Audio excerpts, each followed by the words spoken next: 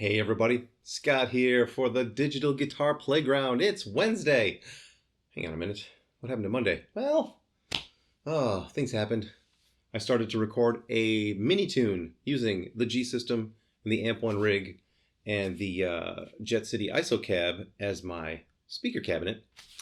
For the first time in, it's been like 8 years since I've recorded using an actual microphone in front of a speaker, because I've been going direct out via the USB from the Helix or the PodGo or the HX Stomp directly into my Mac. You don't have to do, any extra recording. And I don't have an audio interface. So I'm recording all the guitar out from the ISO cab into my Zoom H4n. Then I gotta take the tracks, put them into my computer, into Audacity, normalize them so that they go from small to bigger, then import them into GarageBand and then line them up where I want them on the track. So it is a huge hassle. It takes about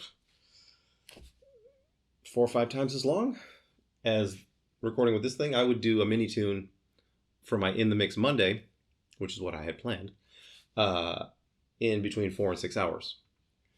This one has taken me 3 days. I worked on it Monday, then yesterday, and then today to finish it up, do the final mix, blah, blah, blah. And you should know that I don't record, albums this way. These are just demos, so I'm not sweating the small stuff as far as, using GarageBand as my workstation. It's fine. It's easy. Simple, sounds good. I even like the drums in it, which are the drums on this track. I use GarageBand drums for all my stuff, for all my demos. So what I'm demonstrating is the presets I made last week for the clean, cleanish, mild crunch, medium crunch, and heavy crunch using the radial pedals, the Blue Guitar Amp 1, and the G system. And I got to doing the solo section at the end, and the last 2 solos, I forgot to turn on the crunch channel on the Amp 1. So what you're hearing is the it's the heavy channel on here, but not on the Amp 1. I've got to physically switch it because I haven't done the MIDI for that yet. So you're hearing the clean channel with the radial hot British for the last 2 bits of leads. That's why they're a little bit cleaner and less sustained than the previous ones. I was trying to figure that out myself earlier. I was like, what is going on? Oh, shit. Yeah, that's me. So, and I'm going to, pick up my guitar and play along, mimic along anyway. I'm not even going to plug it in. I'm not even going to pretend I've got a cable here.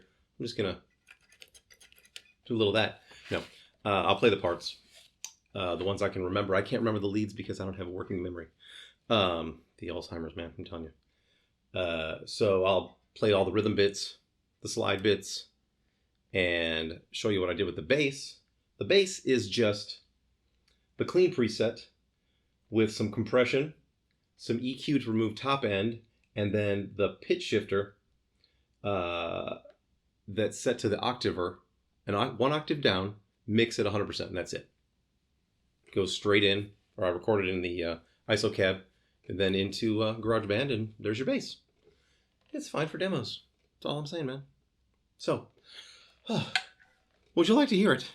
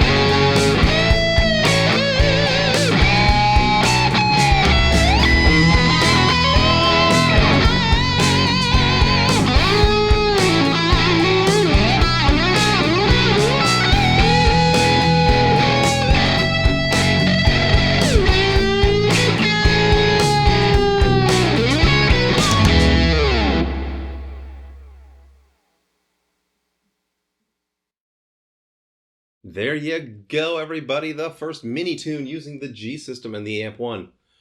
Man, I haven't recorded with a G system since 2012. All of the guitar was done using this guitar and the bass.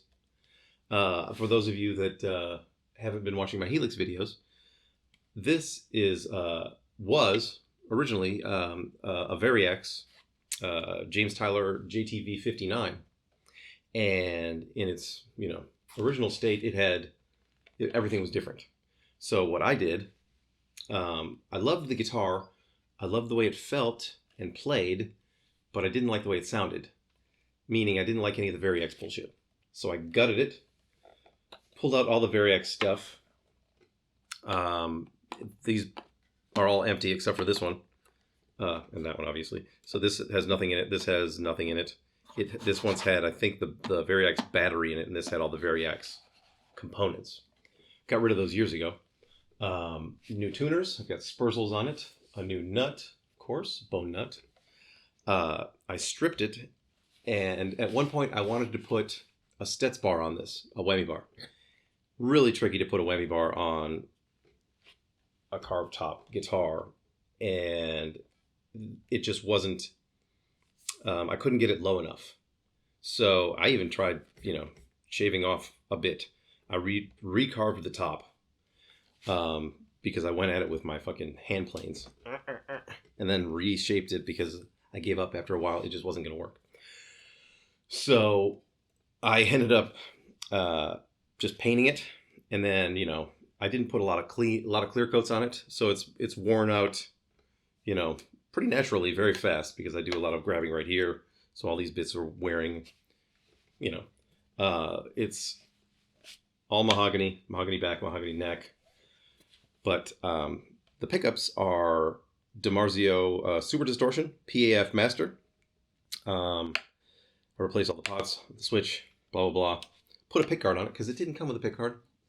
I wanted it to look a little bit more, cool, more or less polish. Dunlop strap locks. The biggest modification is I pulled the fingerboard off because it was garbage. It was really not so good rosewood with dots. I hate dots. I found this blank, which was from a 1971 Les Paul that had never been installed. I got this in an estate sale from a guy who used to work at Gibson, had a bunch of old parts. So this is back in 1971 when they made maple fingerboards with pearl block inlays, and it had never been installed on a guitar, and it was like this wide and really thick. So we had to plane it and cut it and all that stuff. I had my guy Pete Skermetta, who actually worked on the design of this guitar. He's the one who worked out the neck angle for James Tyler, because he worked at James Tyler at the time when they were working on this guitar, and James Tyler had only ever done bolt-ons. So Pete designed the neck angle, and that was his part of the job on this guitar, and it's great. I love this guitar, and I'm very fortunate that Pete Skermetta lives in Austin, and I can take this guitar to him and have him work on it. So he put the fingerboard on and sized it, radiused it. I think it's a 12-inch radius. And then he put the world's largest stainless steel frets on it. They are massive, and I love them. Stainless steel frets are the only way to go for me. I've been playing this guitar now for 3+ years, and it's everything I need in a guitar. It's done all the sounds on this track without even having a split coil situation. I did at one point have a coil split right here, and I want to put it in again because I miss it. That switch just died, so I had to pull it out and disconnect all the wires. Anyway, I'm being very verbose on this, but for those of you that didn't know about this guitar, this is my main guitar. I've been, it does everything for me. So I'll be playing it on all of these songs in the future. Good times. So I will see you on Friday with something. Probably not a G system thing. I'm going to probably do something with the Line 6 Pod Go. So come on back. I'll see you then. And until then, rock on.